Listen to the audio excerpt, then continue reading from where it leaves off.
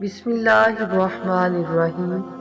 روح اسلام چینل کے ناظرین السلام علیکم ورحمۃ اللہ۔ اللہ تعالیٰ سے دعا ہے کہ اللہ تعالیٰ آپ سب کو دنیا اور آخرت کی ہر خوشی عطا فرمائے، آمین۔ ہمارا آج کا واقعہ ہے ایک نوجوان کے بارے میں جس نے اللہ کی عبادت میں 500 سالہ زندگی صرف کی، اور جب اس کی موت کا وقت آیا اور قیامت کے دن اس کے ساتھ کیا ہوگا، یہ سب آپ ہمارے آج کے اس واقعے میں سنیں گے۔ امام حاکم شہید نے مستدرک حاکم میں حضرت جابر رضی اللہ تعالیٰ عنہ سے ایک لمبی روایت نقل فرمائی ہے جو صحیح سند کے ساتھ مروی ہے۔ خلاصہ پیش کیا جا رہا ہے۔ حضرت جابر رضی اللہ تعالیٰ عنہ فرماتے ہیں کہ آپ صلی اللہ علیہ وآلہ وسلم نے ایک دفعہ گھر سے باہر تشریف لا کر فرمایا، ابھی میرے دوست حضرت جبرائیل علیہ السلام تشریف لائے تھے، اور یہ فرمایا۔ اس کے بعد پھر انہوں نے پورا واقعہ تفصیل کے ساتھ بتایا۔ واقعہ کچھ اس طرح سے ہے کہ پچھلی امتوں میں اللہ کا ایک بندہ اپنے گھر بار، عزیز و اقارب، مال و دولت سب کچھ چھوڑ کر سمندر کے بیچ میں ایک پہاڑ نما ٹیلا تھا، اس میں جا کر عبادت کرنا شروع کر دی۔ وہ سمندر اتنا وسیع تھا کہ اس ٹیلا کے ہر جانب 4,000 فرسخ دوری تک سمندر تھا۔ وہاں پر کوئی کھانے کی چیز نہ تھی۔ اللہ تعالیٰ نے اپنے فضل سے اس میں ایک انار کا درخت اگا دیا اور انگلی کے برابر میٹھے پانی کا چشمہ جاری کر دیا۔ یہ عابد دن رات 24 گھنٹہ اپنی عبادت میں گزار دیتا تھا اور 24 گھنٹے میں انار کا ایک پھل کھا لیتا تھا اور میٹھے پانی کے چشمے سے ایک گلاس پانی نوش فرما لیتا۔ اسی حالت میں 500 سال گزر گئے۔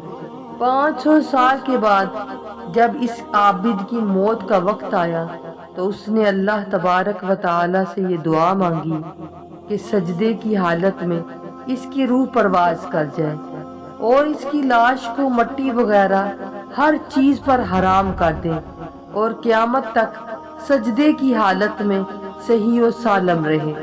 اللہ تعالیٰ نے اس کی دعا قبول فرمائی۔ سجدے کی حالت میں اس کی موت ہو گئی، اور اللہ تعالیٰ نے وہاں ایسا نظام کر رکھا ہے کہ قیامت تک وہاں کسی انسان کی رسائی نہیں ہو سکتی، یعنی وہاں کوئی انسان نہیں پہنچ سکتا۔ قیامت کے دن اس عابد کو اللہ کے دربار میں حاضر کیا جائے گا تو اللہ پاک فرشتوں سے فرمائے گا کہ میرے اس بندے کو میرے فضل سے جنت عطا کر دو، جنت میں داخل کر دو۔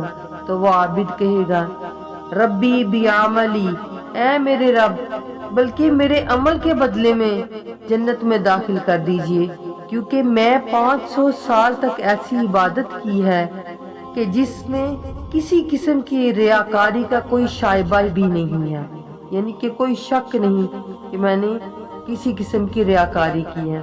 اللہ پاک فرمائے گا کہ میری رحمت سے داخل کر دو، تو یہ بندہ کہے گا میرے عمل کے بدلے میں داخل کیجئے۔ تو اس پر اللہ تعالیٰ فرمائے گا کہ اس کے عمل اور میری دی ہوئی نعمتوں کا موازنہ کر دو۔ پھر کیا ہوگا؟ موازنہ کر کے دیکھا جائے گا تو اللہ نے جو اس کو بینائی عطا فرمائی تھی، جو آنکھیں دی تھی جس سے وہ دیکھتا تھا، صرف بینائی کی نعمت اس کی 500 سال کی عبادت کا احاطہ کر لے گی۔ یعنی جو اس نے 500 سال عبادت کی ہوگی وہ تو صرف اس کی ایک آنکھ کی بینائی کی جو اللہ نے عطا کی ہوئی تھی اس کے برابر ہوگی۔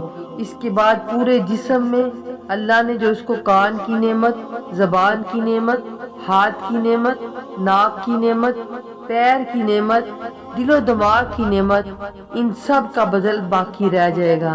پھر ان کے علاوہ جو 500 سال تک اللہ تعالیٰ نے میٹھا پانی پلایا اور انار کا پھل کھلایا، ان تمام کا بدل باقی رہ جائے گا۔ تو اللہ تعالیٰ فرمائے گا اس کی 500 سال کی عبادت تو صرف ایک نعمت کے بدلے میں ختم ہو گئی، ہماری باقی نعمتوں کا بدل کہاں ہے؟ لہٰذا اس کو جہنم میں داخل کر دو۔ تو فرشتے اسے گھسیٹ کر جہنم کی طرف لے جانے لگیں گے تو وہ چلانے لگے گا، ربی برحمتک ادخلنی الجنہ، اے میرے رب محض اپنی رحمت سے مجھے جنت میں داخل فرما دیجئے۔